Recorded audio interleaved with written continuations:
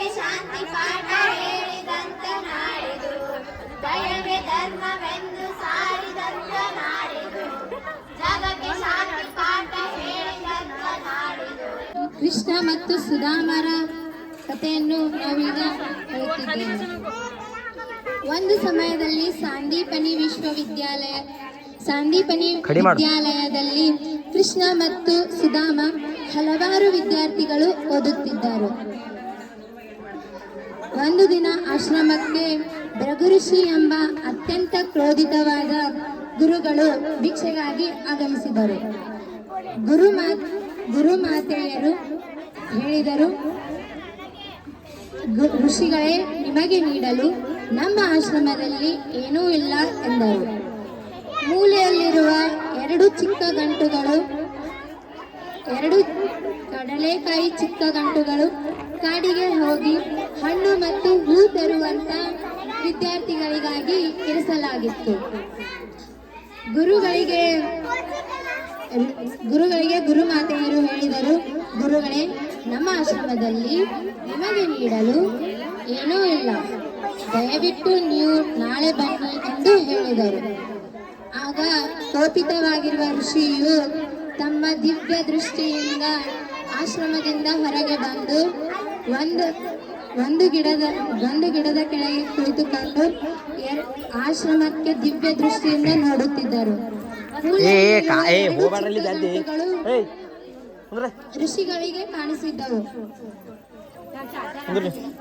ಯಾರಿಗಾಗಿ ಈ ಕಡಲೆಕಾಯಿ ಇರಿಸಿದ್ದಾರೋ, ಯಾರು ಈ ಕಡಲೆಕಾಯಿಯನ್ನು ತಿನ್ನುತ್ತಾರೋ ಅವರಿಗೆ ದಾರಿದ್ರ್ಯತೆ ಕಾಡಲಿ, ಬಡತನ ಬರಲಿ, ಹಸಿವಿನಿಂದ ಬಳಲಿ ಎಂದು ಶಾಪವನ್ನು ನೀಡಿದರು. ಅಲ್ಲೇ ಗಿಡದ ಕೆಳಗೆ ಹೂವನ್ನು ಕಡಿತಿರುವ ಸುಧಾಮ ಈ ಶಾಪವನ್ನು ಕೇಳಿಸಿಕೊಂಡು ವಿಷಯವನ್ನು ಗುರುಮಾತೆಯರಿಗೆ ಹೇಳುವಷ್ಟರಲ್ಲಿಯೇ ಕೃಷ್ಣರು ಆ ಎರಡು ಚಿಕ್ಕ ಕಡಲೆಕಾಯಿಯ ಗಂಟುಗಳನ್ನು ತೆಗೆದುಕೊಂಡು ಬರುತ್ತಿದ್ದರು. ಸುಧಾಮ, ಎಲ್ಲಿಗೆ ಹೋಗುತ್ತಿರುವೆ ಎಂದು ಕೇಳಿದಾಗ ಕೃಷ್ಣ, ಇಂದು ಕಾಡಿಗೆ ಹೋಗಿ ಹೂ ಮತ್ತು ಹಣ್ಣು ತರುವ ಕಾರ್ಯವನ್ನು ಗುರುಮಾತೆಯರು ನಮಗೆ ವಹಿಸಿದ್ದಾರೆ ಎಂದು ಹೇಳಿದರು. ಕೋಪಿತವಾಗಿರುವ ಋಷಿಯು ಸುಧಾಮರು ಈ ಶಾಪದ ವಿಷಯವನ್ನು ಯಾರಿಗೂ ಹೇಳಬಾರದೆಂದು ಈ ಶಾಪದ ವಿಷಯವನ್ನು ತಮ್ಮಲ್ಲೇ ಇರಿಸಿಕೊಂಡರು. ಆ ಬಾಲ್ಯದಲ್ಲಿ ತನ್ನ ಮೇಲೆ ಎಳೆದುಕೊಂಡ ಶಾಪವು ಇಂದಿಗೂ ಸುಧಾಮನಿಗೆ ಕಾಡುತ್ತಿದೆ. ಆ ಶಾಪವೇ ಸುಧಾಮನ ದಾರಿದ್ರ್ಯತೆಗೆ ಕಾರಣವಾಗಿದೆ. ನಾಟಕ ಆರಂಭ.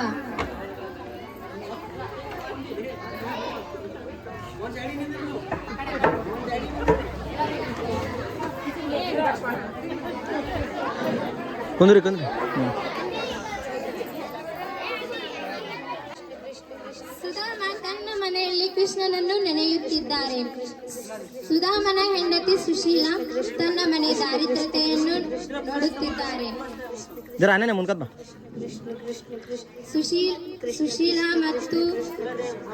ಸುಶೀಲಾ ತನ್ನ ಮನೆಯ ದಾರಿದ್ರ್ಯತೆಯನ್ನು ನೋಡುತ್ತಿದ್ದಾರೆ, ತನ್ನ ಗಂಡನ ಅವಸ್ಥೆಯನ್ನು ನೋಡುತ್ತಿದ್ದಾರೆ. ಸುಶೀಲನ ಎರಡು ಮಕ್ಕಳು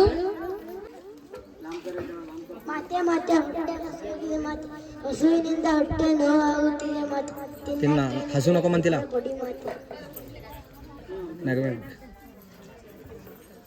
ಮಕ್ಕಳು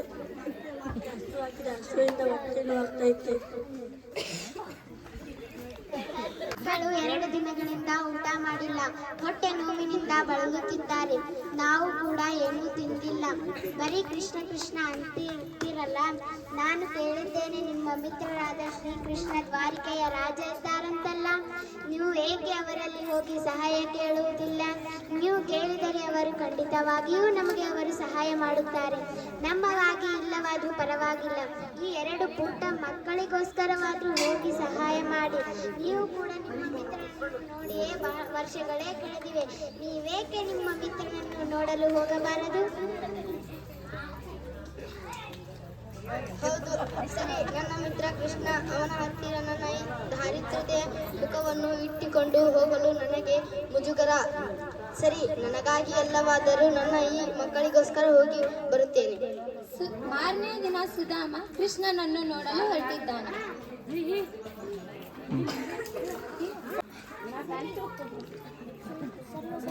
ಸರಿ, ಕೃಷ್ಣನ ಬಳಿ ಹೋಗಿ ಬರುತ್ತೇನೆ. ಸರಿ, ನಿಮ್ಮ ಮಿತ್ರನನ್ನು ನೋಡಲು ಬರಿಗೈಯಲ್ಲೇ ಹೋಗುವಿರಾ? ನಿಂತುಕೊಳ್ಳಿ, ಮನೆಯಲ್ಲಿ ಕೇವಲ ಒಂದು ಮುಷ್ಟಿಯಷ್ಟೇ ಅವಲಕ್ಕಿ ಇದೆ, ಅದನ್ನೇ ಕಟ್ಟಿಕೊಡುತ್ತೇನೆ. ಸುಶೀಲ ಒಂದು ಬಟ್ಟೆಯಲ್ಲಿ ಆ ಉಳಿದ ಅವಲಕ್ಕಿಯನ್ನು ಕಟ್ಟಿಕೊಟ್ಟಿದ್ದಾಳೆ. ಸುಧಾಮ ಆ ಅವಲಕ್ಕಿಯನ್ನು ತನ್ನ ಸೊಂಟಕ್ಕೆ ಸಿಗಿಸಿಕೊಂಡು ದ್ವಾರಕೆಗೆ ಹೊರಟಿದ್ದಾರೆ.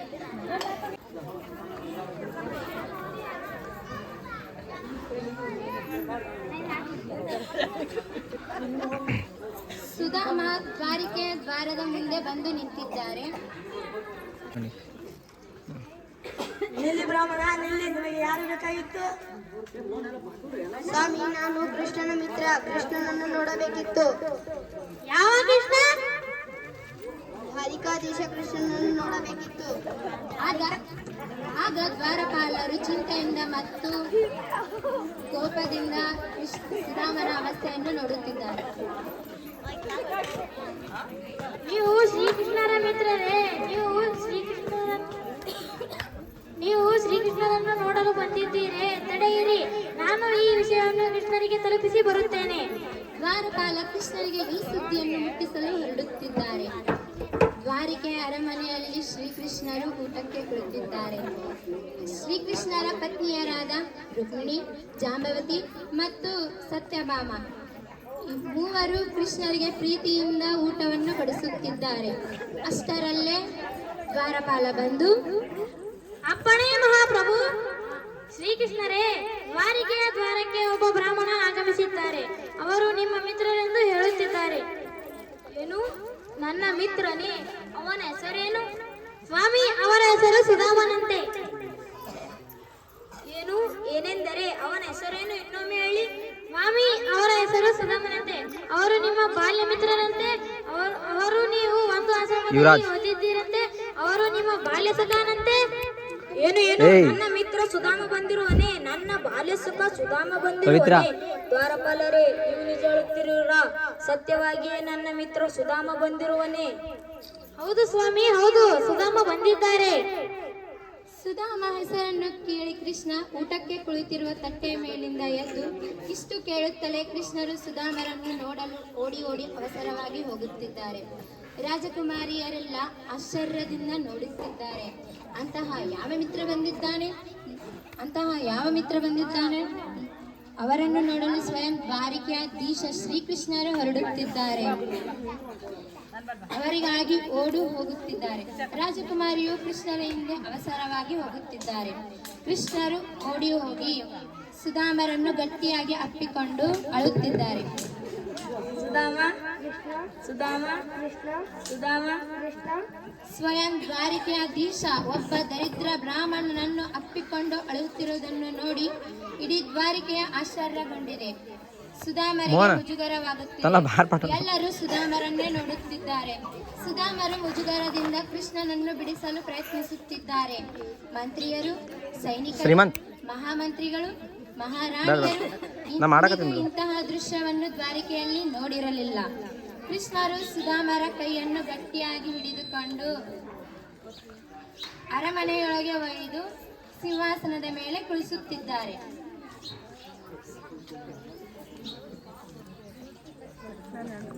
ಬಾ ಸುಧಾಮ, ಬಾ, ಸಿಂಹಾಸನ ಮೇಲೆ ಕುಳಿತುಕೋ. ಏನು? ಸಿಂಹಾಸನದ ಮೇಲೆ? ಹೌದು, ಕುಳಿತುಕೋ ಮಿತ್ರ. ನಿನಗಿಂತ ಈ ಸಿಂಹಾಸನ ದೊಡ್ಡದಲ್ಲ. ಬೇಡ ಮಿತ್ರ, ಬೇಡ, ಇದರ ಯೋಗ್ಯನಲ್ಲ. ಯಾವುದರ ಯೋಗ್ಯವೆಂದು ನನಗೆ ತಿಳಿದಿದೆ ಮಿತ್ರ. ನನ್ನನ್ನು ತಡೆಯಬೇಡ ಮಿತ್ರ, ಕುಳಿತುಕೋ. ಕೃಷ್ಣರು ಸುಧಾಮರನ್ನು ಸಿಂಹಾಸನದ ಮೇಲೆ ಕುಳಿಸುತ್ತಿದ್ದಾರೆ.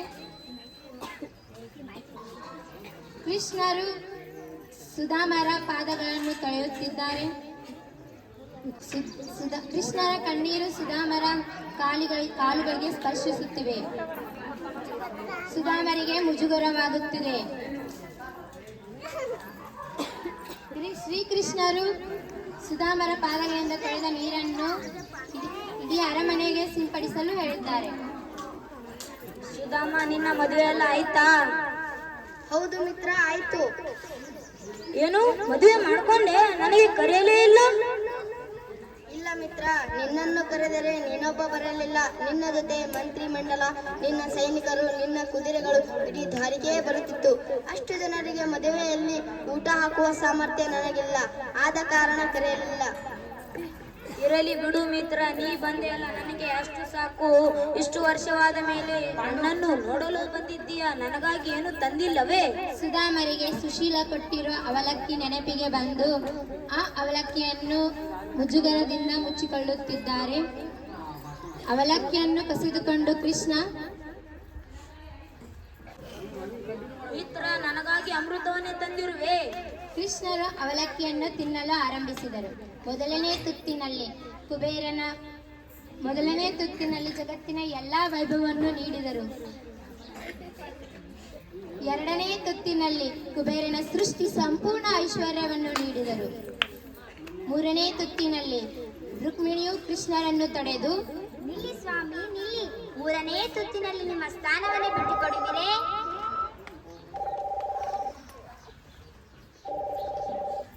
ಈ ಪ್ರಸಂಗವೆಲ್ಲ ಮುಗಿದು 2-3 ದಿನಗಳ ಕಾಲ ಕೃಷ್ಣ ಅರಮನೆಯಲ್ಲಿದ್ದು ಮರಳಿ ಮನೆಗೆ ಹೊರಡುತ್ತಿದ್ದಾರೆ.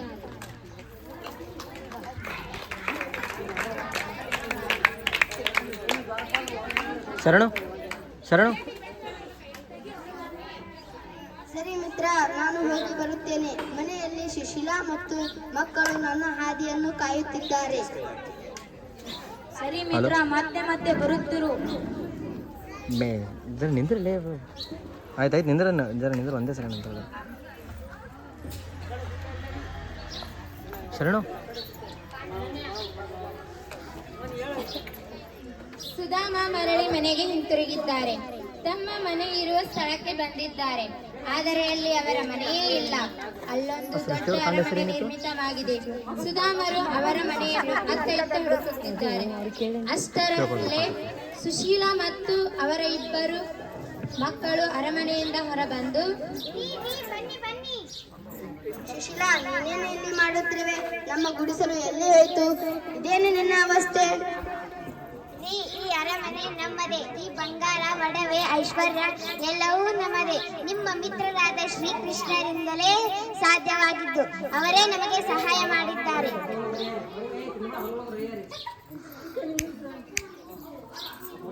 ಸುಧಾಮರ ಕಣ್ಣಲ್ಲಿ ನೀರು ಬರುತ್ತಿದೆ. ಕೇಳಿದಾಗ ಕೊಡುವನು ಮಿತ್ರನಲ್ಲ, ಕೇಳದೆ ಎಲ್ಲವನ್ನು ಕೊಡುವನೇ ನಿಜವಾದ ಮಿತ್ರ.